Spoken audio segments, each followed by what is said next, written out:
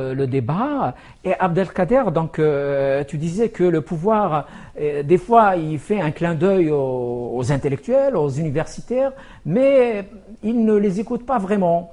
Ou bien est-ce que des fois, quand même, il les écoute? Je ne sais pas, enfin, je ne suis pas. Moi, Oui. je C'est-à-dire, pense qu'il. on va voir Oui, après, est-ce qu'ils normalement, vont oui. prendre. Bon, pour schématiser tout ça, je pense qu'il faut qu'il y ait une alternative dans le pouvoir, dans la gestion du pays. C'est inacceptable qu'il y ait des gens voilà, qui restent un Qui peu trop reste longtemps indéfiniment au pouvoir. indéfiniment. Je pense que les gens ont droit aussi ont droit au chapitre, quoi, Tout on à voit au fait, tout à chapitre. fait. Et ont droit donc aussi d'apporter un peu leur touche personnelle, d'être dans les sphères du pouvoir, etc. D'accord. Voilà. Et l'Algérie s'apprête aussi à faire une élection présidentielle dans 2 ans. Est-ce que cette élection présidentielle pourrait être une halte pour justement cette alternative? Une halte pour une alternative. Est-ce qu'il pourrait y avoir quelque chose de positif, une vraie élection, Ben, où les Algériens espérons-le. choisiraient quelqu'un qui serait justement en dehors de ce système, ou bien même s'il est dans ce système, qui porte des valeurs de modernité, par exemple? Il faut l'espérer. On ne peut pas anticiper sur l'avenir. Il n'y a que Dieu qui connaissent un peu l'avenir, mais il faut espérer que les gens puissent, le peuple déjà, la population puisse être consciente et être sensible. On peut l'espérer. Voilà. Bon, et on va faire les vœu gens, d'espérance. voilà, vœu d'espérance, et que les gens qui donc se présentent pour les élections comprennent aussi qu'il faut qu'ils travaillent sérieusement pour le pays. Tout à fait. Voilà. Tout à fait. Voilà. Tout S'il y a beaucoup de richesses qui ont été dilapidées, je crois qu'il est temps maintenant que les gens. Il est temps que ça change. Voilà. Dans le bon sens. J'ai été en Algérie il n'y a pas longtemps, et puis même à l'époque des élections législatives, je voyais un peu des jeunes qui se présentaient. C'est vrai qu'ils tenaient un discours plus ou moins correct. Il y avait pour la première fois, on voyait des universitaires. C'est bien. Oui, bien à sûr. condition qu'ils puissent appliquer ce qu'ils ont promis, quoi. Tout à fait. Abdelkader, si tu veux maintenant, on va parler un peu de tes écrits. D'abord, tu écris beaucoup dans la presse. Tu écris des collaborations ici et là, au quotidien d'Oran, au quotidien Le Monde. Donc, tu as écrit un article au quotidien Le Monde qui n'est pas passé inaperçu. C'est à propos du plagiat. Qu'est-ce que tu peux nous dire à propos de cet article? Non, je faisais un peu le provocateur, j'allais dire, puisqu'il y avait tout un collectif contre le plagiat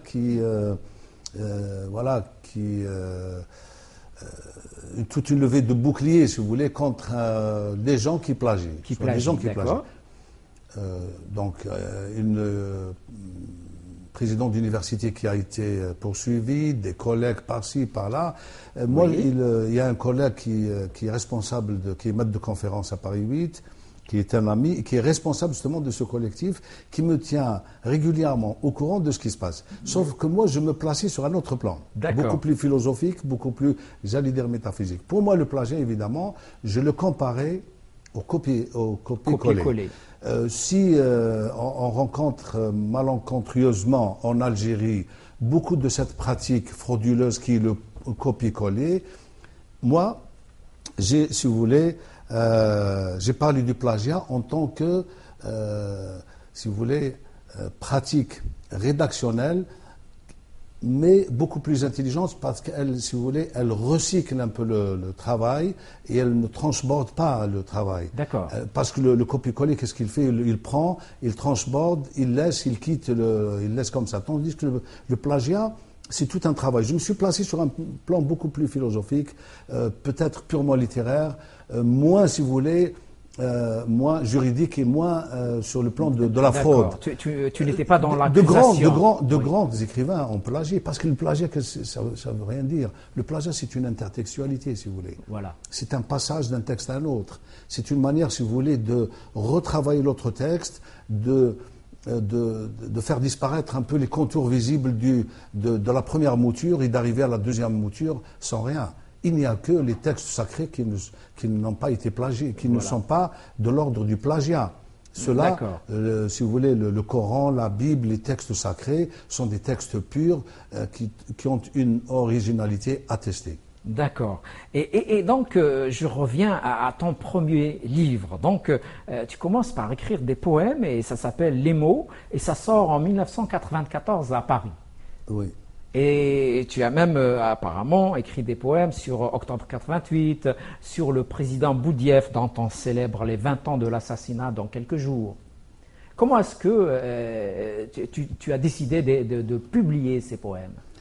Sur le plan poétique purement, je pense qu'il n'y a pas une grande décision derrière ça. C'est des inspirations et puis c'est une sensibilité particulière. Oui. Ça vient comme ça. C'est un vent qui vient, qui vous envahit et puis qui fait que... Et qui sort. Qui éclot. Qui sort. Il y a une éclosion. Il y a tu es poète toi-même, donc tu sais de quoi tu parles. Hein, donc voilà. D'accord. Non, je pense que... Moi, je lis ça. C'est vrai que j'étais très sensible à ce qui s'est passé en octobre 88. J'ai consacré un poème à ces événements, également au président, à l'assassinat du président Boudiaf.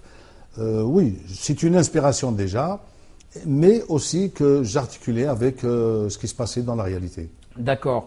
Et Les Voix de l'exil, c'est aussi la réalité. Donc Les Voix de l'exil sort en 1995 à Paris. Alors Les Voix de l'exil, c'est autre chose. Les Voix de l'exil, si vous voulez, c'est un essai que j'ai écrit sur l'immigration. Oui. Sur en fait, quand je dis les voix avec X, hein, oui, bien sûr. Qu'on pourrait traduire en arabe par Aswat el-Manfa. Donc c'est un essai sur les écrivains de l'exil. Alors, si vous voulez, il y a une entité à l'étranger, il y a une migration, si vous voulez. Bien sûr. Il y a une mobilité humaine extraordinaire qui se trouve notamment en France. D'accord. Il y a des gens qui ont écrit sur cette immigration, tels que Boujdra, Benjeloun, Charaibi et bien d'autres qui ont écrit sur l'immigration. Donc ce regard, si vous voulez, n'est pas très profond, ne va pas de l'intérieur. Je ne dis pas qu'il est très superficiel. Certes, le travail qu'a fait, par exemple, Charaibi sur l'immigration est très important, ainsi que Boujdra, par exemple, avec topographie idéale, etc., etc. Mais il y a une autre voie, c'est dans les années 80, on a vu surgir toute une jeunesse. Littérature presque de banlieue, on va dire. Voilà, une littérature sortie fraîchement des banlieues, toute une jeunesse qui a commencé à écrire et qui a mis, si vous voulez, en scène ses propres problèmes, ses fantasmes, son imaginaire, son parcours, sa perception de la vie. Oui. Et là, si vous voulez, c'est un regard de l'immigration. Donc il y a un regard sur l'immigration, il y a un regard de l'immigration de ces jeunes-là qui ont étalé et mis à nu tout leur malaise, tout leur mal-être. Tout à fait. Et qu'est-ce qu'on peut retenir en général, mis à part ce mal-être? Peut-être une perte d'identité, non? Oui. Certains peut-être ne se sentent pas d'ici, ne se sentent pas d'ailleurs. Voilà, du moins il y a cette quête d'identité qui existe aussi bien. Même moi, je suis un peu dans cette problématique, dans cette dynamique de quête et de recherche. Ces gens-là, mais qu'est-ce qui donne justement cette recherche d'identité? Souvent, on ne le dit pas, même des sociologues, quand on débat des problèmes comme ça avec les sociologues, ils axent toujours leurs analyses et leurs argumentaires sur le fait qu'il y a effectivement une recherche d'identité en nous donnant toute une symptomatologie sociologique, j'allais dire, autour de ce problème. Mais c'est quand on est mal à l'aise qu'on recherche son identité. Quand on est bien, on ne recherche jamais son identité. On ne se dit jamais qui suis-je, d'où je viens, comme Ilya Boumadi se posait un certain nombre de questions, d'interrogations philosophiques, min ayna atait, ila ayna dhahab, etc. Donc il y a, si vous voulez, toute cette interrogation quand on n'est pas bien. Quand on est bien, on ne se pose pas de questions. Parce que, voilà, c'est à partir de là qu'il faut essayer de comprendre ce problème identitaire. Chez les jeunes. Et le livre qui suit alors, Maghrébins de France, de 1960 à nos jours, c'est un peu la même problématique ou c'est un peu plus général? Oui, dans le prolongement, c'est... oui. Donc ce livre est sorti aux éditions Priva en 2004 et je crois qu'il a eu un prix. À Toulouse, oui, c'était la sélection de l'amitié c'est très bien, franco-arabe qui a été d'ailleurs présidé par mon ami Balta, Paul Balta, Paul qui vient de Balta. me préfacer d'ailleurs le dernier livre. Ah ben c'est très bien, on en parlera Voilà. du dernier livre. Voilà, Paul Balta, voilà. qui fut correspondant du Monde durant de longues années à Alger. Voilà. Et c'est tout à fait donc cet ouvrage de Maghrébins de France qui va justement, qui prolonge, si vous voulez, le travail que j'ai déjà initié avec les Voix de l'exil et qui parle en fait de toute cette problématique migratoire, mais à travers le monde. J'ai évoqué par exemple le problème africain. D'accord. Par exemple, comment les familles africaines arrivent en France et comment elles vivent dans le malaise, etc. J'ai évoqué, si vous voulez, même le déplacement des populations en Californie. Et le fameux livre de Grabs, right, c'est ça, je prononce mal, je suis en germanophone, donc les raisins de la colère. Oui. Donc, qui retrace un peu magnifiquement, si vous voulez, cette odyssée, John Steinbeck. de John Steinbeck, bien sûr, où on voit un peu comment les pauvres cultivateurs vont être déplacés par, si vous voulez, tout le rouleau compresseur de financiers, etc. Tout à fait. Voilà. Et puis, tu nous as écrit un livre fort intéressant aussi, c'est Frantz Fanon, L'homme de rupture. Fanon qui a donné sa vie à la révolution algérienne. Oui, naturellement, la problématique fanonienne est inépuisable, j'allais dire. Oui. Fanon, c'est vrai que c'est un très grand personnage. Moi, je l'ai découvert un peu sur le tard, comme ça.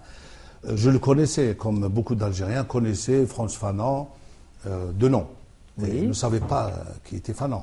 Il y a, si vous voulez, une volonté de ne pas... Effectivement, il est assez méconnu jusqu'à aujourd'hui. Voilà, il y a une volonté de ne pas le faire connaître, de ne pas le diffuser, de ne pas vulgariser son œuvre et sa vie, si vous voulez. Il y a une volonté, il y a trois façons de voir. Il y a d'abord la France, ça ne l'arrangeait pas trop, c'est un anticolonialiste, il n'aime pas trop les anticolonialistes, du moins la France, un peu classique et conservatrice. Et puis ce n'est pas un Algérien de souche, on va le dire comme ça. Et ce n'est pas un Algérien de souche, il arrive de la Martinique. La Martinique lui ont tourné le dos, pourquoi ? Parce que la Martinique voulait tout simplement l'assimilation. Ben oui. Ils ne veulent pas d'indépendance comme l'Algérie. Et lui, il n'y a pas longtemps, j'ai discuté avec Olivier Fanon, qui est son fils, un ami, et qui me disait qu'il est parti donc en Martinique.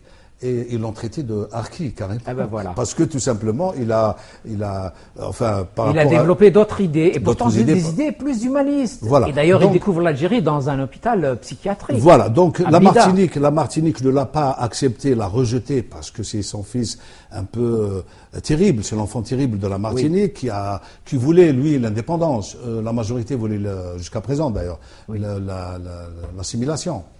Un moule, si vous voulez, fusionnel. Il voulait que le Martiniquais intègre ce moule fusionnel et puis qu'il disparaisse, que sa peau aussi, sa peau noire disparaisse un peu dans la blancheur artificielle de... Tout à fait.